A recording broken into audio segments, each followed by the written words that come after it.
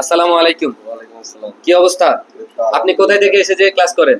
জি, আমি বাটারা থেকে এসে যে ক্লাস করতেছি। প্রতিদিন বাটারা থেকে এসে যে ক্লাস করেন। আমি জি। কিন্তু 2 দিন আপনার খোঁজ নিছি।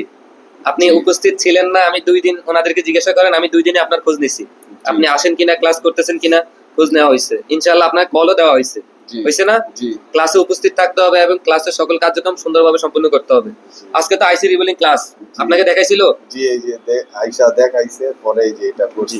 আপনি উপস্থিত ছিলেন না, আপনি আসার পর আপনাকে দেখাইছে, আপনি পারতেছেন এখন? জি, ইনশাআল্লাহ পারতেছি। আচ্ছা। কি মনে হয়, সহজ মনে হয় না? জি, প্রথম অনেক কঠিন মনে হয়েছে, কিন্তু আপনাদের কাছ থেকে দেখার পরে একদম সহজ মনে আচ্ছা, হচ্ছে। যেই কাজটা আমরা হাত দিব না কোনোদিন, ওই কাজটার দিকে দেখিও নাই, যাইও নাই, বুঝিও না, ওই কাজটা আমাদের কঠিন মনে হবে।